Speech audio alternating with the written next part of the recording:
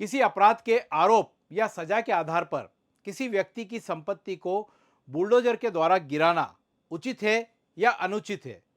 Supreme court के नज़रिए से यह पूरी प्रक्रिया अनुचित है। आज इसीलिए सुप्रीम कोर्ट ने आर्टिकल 142 की शक्तियों का प्रयोग करते हुए इस पर एक जजमेंट दिया है और यह जजमेंट आम नागरिकों के लिए भी महत्वपूर्ण होने जा रहा है। अपराध के मामले में संपत्ति को बुलडोजर के द्वारा गिराया जाना शुरू से ही एक विवादास्पद विषय बना हुआ है। इसकी शुरुआत यूपी गवर्नमेंट ने की थी, फिर इसके बाद में एमपी गवर्नमेंट और राजस्थान गवर्नमेंट ने भी इसी प्रक्रिया को फॉलो किया था। और इसी प्रक्रिया को देखते हुए जनता के भी दो वर्ग बन गए थे। एक वर्ग ये मान रहा था कि इस तरह की कड़ी कार्रवाई अपराधियों पर होना चाहिए, इससे अपराधियों के हौसले पस्त होते हैं। और दूसरा वर्ग जनता का ये मान रहा था कि ये प्रक्रिया कानून के अनुसार नहीं हो रही है, इसलिए ये प्रक्रिया ही गलत है। अब यहाँ पर पहले वर्ग की अगर बात करें, जो ये मान रहा था कि इस तरह की कड़ी कार्रवाई अपराधियों पर होना चाहिए, लेकिन सवाल यहाँ पर ये होता है, अपराधी कोई व्यक्ति है या नहीं है, ये तय करने का राइट किसका है? न्यायपालिका का है या कार्यपालिका का है? अगर हम संविधान में देखें तो शक्तियों का पृथक्करण का एक सिद्धांत सामने आता है, जिसमें न्यायपालिका और कार्यपालिका के कार्यों में विभाजन हुआ है और कोई व्यक्ति अपराधी है या नहीं है, ये निर्णय करने का अधिकार केवल न्यायपालिका का होता है।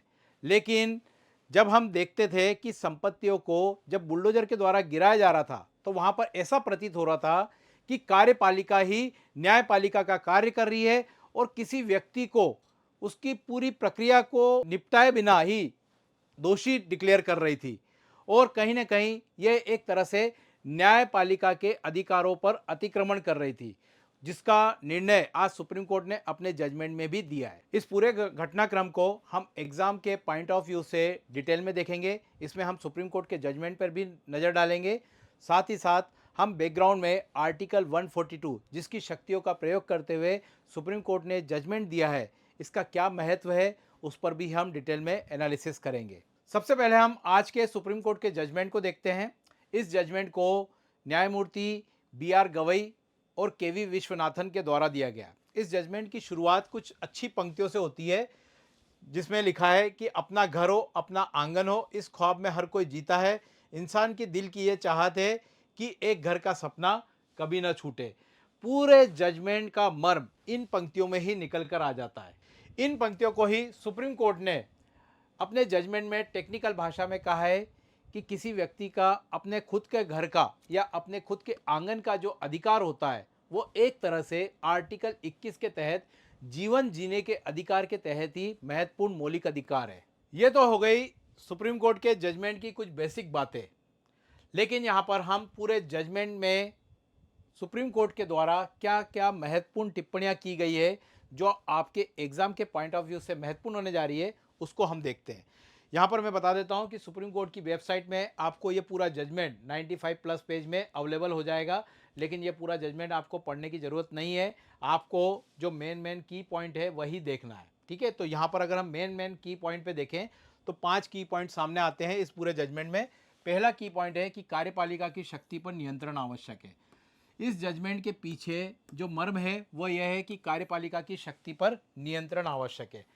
इसके तहत सुप्रीम कोर्ट ने कहा है कि संविधान में शक्तियों के पृथक्करण का सिद्धांत दिया गया है, जिसमें कार्यपालिका और न्यायपालिका के कार्यों के बीच में स्पष्ट विभाजन रेखा खींची गई है, जिसके तहत कोई व्यक्ति अपराधी है या नहीं है, इस पर निर्णय लेने का अधिकार केवल न्यायपालिका का है। सुप्रीम कोर्ट ने कहा है कि भैया कोई व्यक्ति को अगर आरोप लगा है तो आरोपी से दोषी होने तक की प्रक्रिया के लिए एक प्रॉपर प्रक्रिया होती है, जो कि कोर्ट में पूरी होती है।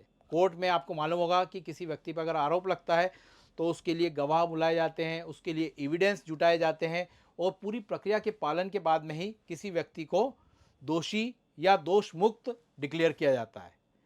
तो ये पूरी प्रक्रिया किसके द्वारा होती है? न्यायपालिका के द्वारा। लेकिन सुप्रीम कोर्ट ने अपने जजमेंट में कहा है कि ये बुलडोजर कार्यप्रणाली में ऐसा हो रहा था कि किसी व्यक्ति पर केवल आरोप लगा और आरोप लगने के बाद में ही मीडिया की सनसनी के बाद में सरकार अपना बुलडोजर लेकर पहुंच जाती थी और आरोपियों के घर गिरा देती थी। तो इस तरह से लग रहा था कि कहीं न कहीं कार्यपालिका न्यायपालिका के कार्यों पर अतिक्रमण कर रही है और खुद ही जज बन गई है और खुद ही किसी व्यक्ति को दोषी करार दे रही है, जिसके तहत वह बुलडोज़र चला रही है। तो ये प्रक्रिया पूरी तरह से गलत थी, ठीक है? तो यहाँ पर पहली टिप्पणी को हम समझ चुके हैं। दूसरी टिप्पणी थी कि विध्वंस से पहले उचित प्रक्रिया का पालन। सुप्रीम कोर्ट ने अपने इस सेकंड टिप्पणी में बताया कि अगर किसी व्यक्ति का घर गिराया जा रहा है, तो उस घर चाहे वह अवैध भी हो, तब भी उसके लिए आपको पूरी प्रक्रिया का पालन करना ज़रूरी है। पूरी प्रक्रिया के तहत सुप्रीम कोर्ट ने कहा है कि पहले तो आपको उस व्यक्ति को नोटिस देना पड़ेगा, जिसमें आपको कारण बताना पड़ेगा कि घर क्यों गिराया जा रहा है, क्या क्या उसके पीछे रीज़न है। अगर व्यक्ति खुद अवेलेबल नहीं है तो नोटिस उसके घर के बाहर आपको चिपका के आना है। इसके अलावा उस नोटिस की जानकारी आपको लोकल कलेक्टर को भी देना है। पूरी प्रक्रिया में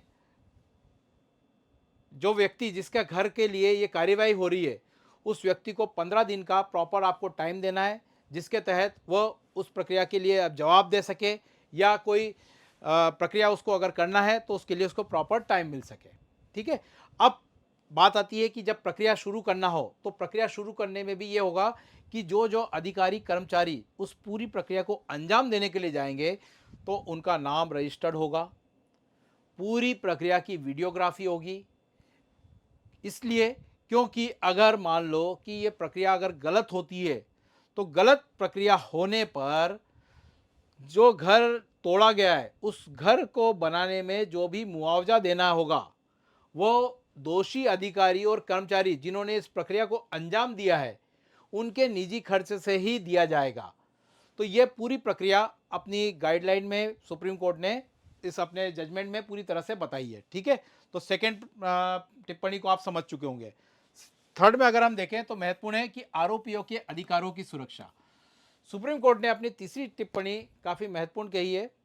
उन्होंने कहा है कि मान लीजिए कि व्यक्ति अगर दोषी भी है, तो दोषी होने पर आप उसका घर नहीं गिरा सकते हो, क्योंकि अगर किसी व्यक्ति ने अपराध को अंजाम दिया है, तो आप उसके आधार पर उसके घर वालों जो घर बना है, जिसमें उसके पिता, माता या घर के दूसरे सदस्य रह रहे हैं, तो उनका घर आप क्यों किस आधार पे गिरा रहे हो? ये तो एक तरह से क्या होगा, सामूहिक दंड का सिद्धांत हो जाएगा कि अगर एक व्यक्ति ने अपराध किया है तो उसके साथ साथ उसके घर वालों को भी आप दंड दे दो। तो इस तरह से कोई भी प्रक्रिया को अंजाम नहीं दिया जा सकता है और संविधान में दोषी व्यक्तियों को भी कुछ अधिकार दिए हैं, जिसका पालन करना कार्यपालिका के लिए आवश्यक होता है। तो यहाँ पर तीसरी टिप्पणी में सुप्रीम कोर्ट ने आरोपियों के संवैधानिक अधिकारों के बारे में भी बात की है, ठीक है? फिर हम बात करें फोर्थ टिप्पणी, वह है कि अत्यधिक शक्तियों का प्रयोग करने वाले अधिकारियों की जवाबदारी। यहाँ पर मैं आपको पहली टिप्पणी में ही बता चुका हूँ कि सुप्रीम कोर्ट ने यह बताया है कि इस तरह के गलत शक्तियों का दुरुपयोग करने वाले अधिकारी जो कि मीडिया के इन्फ्लुएंस में जाकर या अपनी लाइमलाइट में आने के लिए इस तरह की प्रक्रिया को जो अंजाम देते हैं जल्दी जल्दी में, और जिसके कारण कोई व्यक्ति का घर उजड़ जाता है, तो उसके लिए जो मुआवजा निर्धारित किया जाएगा, उस मुआवजा देने का पात्र कौन होगा? ये दोषी अधिकारी, जो कि जल्दी जल्दी में वहाँ जाकर उन्होंने प्रक्रिया को अंजाम दिया है और उसका पूरा मुआवजा इन निजी अधिकारियों और कर्मचारियों के निजी खर्चे से वसूला जाएगा। तो एक तरह से इस तरह की कार्यवाहियों पर अधिकारियों की जवाबदेही तय करने की बात भी सुप्रीम कोर्ट ने की है, जो कि काफ़ी महत्वपूर्ण हो जाती है। क्लियर? फिर उसके बाद में बात करें फिफ्थ, जिसमें बात की गई है व्यक्तिगत स्वतंत्रता की रक्षा और कानून के शासन का पालन।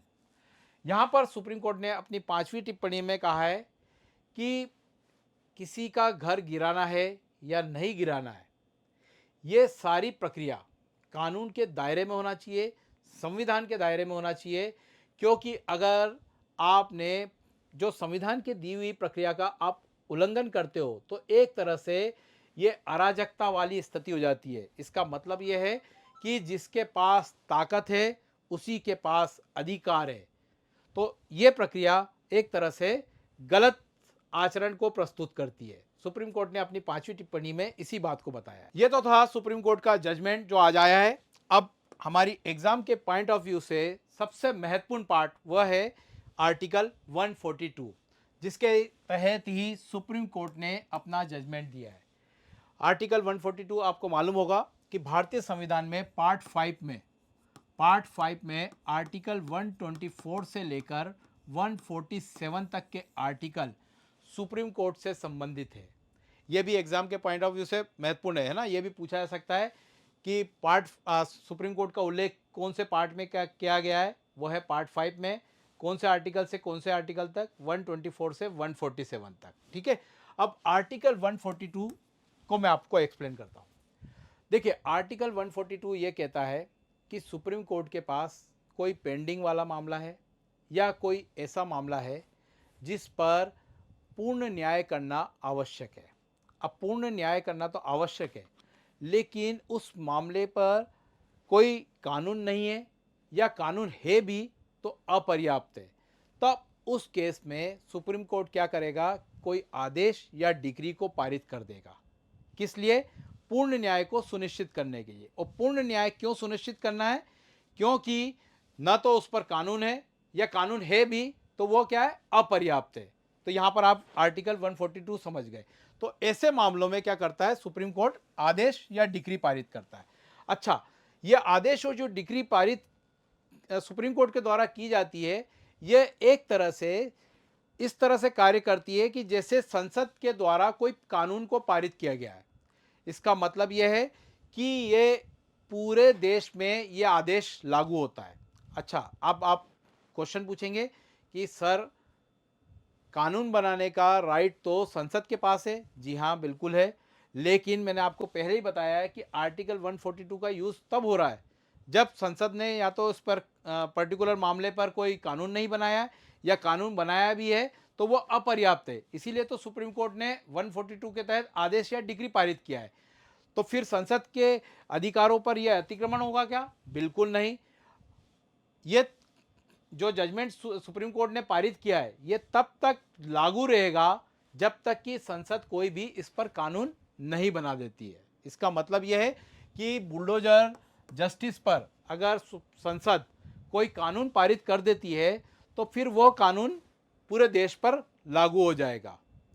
जब तक वो कानून लागू नहीं होता है तब तक यह सुप्रीम कोर्ट का ये जजमेंट ही लागू माना जाएगा। ठीक है, तो यहाँ पर आर्टिकल 142 आप समझ चुके हो कि ये एक सुप्रीम कोर्ट के द्वारा किसी ऐसे लंबित मामले पर दिया गया कोई डिक्री या आदेश है जहाँ पर पूर्ण न्याय करना आवश्यक हो जाता है, खासकर ऐसे मामले जिस पर कोई कानून नहीं है या फिर कानून है भी तो वो अपर्याप्त है। ठीक है, तो ये आपको याद रहेगा आर्टिकल 142। अच्छा, यहाँ पर एक और बात है कि आर्टिकल 142 के बारे में आप ये भी पूछ सकते हैं कि इस तरह का प्रयोग सुप्रीम कोर्ट ने पहली बार किया है या इसके पहले भी कर चुका है। तो सुप्रीम कोर्ट ने इसके पहले भोपाल गैस कांड, यूनियन कार्बाइड वाला मामले में भी आर्टिकल 142 के तहत जजमेंट दिया था। बोफोर्स तोप घोटाले के मामले में भी आर्टिकल 142 का यूज़ किया था। यहाँ तक कि अयोध्या में राम मंदिर विवाद वाला जो मामला था उसमें भी सुप्रीम कोर्ट ने आर्टिकल 142 की शक्तियों के तहत ही अपना जजमेंट दिया था। तो इसका मतलब यह है कि आर्टिकल 142 के तहत सुप्रीम कोर्ट समय समय पर जजमेंट देता रहा है। क्लियर? आशा करता हूँ आपको ये लेक्चर कंप्लीट समझ में आया होगा, और अगर अच्छा लगा है लेक्चर मेरा तो आप मेरे यूट्यूब चैनल को सब्सक्राइब करिए, इस वीडियो को लाइक करिए और अपने दोस्तों में शेयर करिए। और इस लेक्चर से रिलेटेड अगर आपको नोट्स चाहिए तो आप हमारे मोबाइल एप्लीकेशन को भी डाउनलोड करके वहाँ से आप नोट्स और टेस्ट सीरीज जैसे चीज़ों को देख सकते हैं। Thank you. एकमात्र एजुकेशनल प्लेटफॉर्म जो 100% रिफंड पॉलिसी के साथ अपने सारे कोर्सेज अवेलेबल कराता है। तो अपनी प्रेपरेशन को और भी बेहतर बनाने के लिए आज ही अथर्व एग्जाम वाइज के अन्य कोर्सेज परचेज करें। Thank you.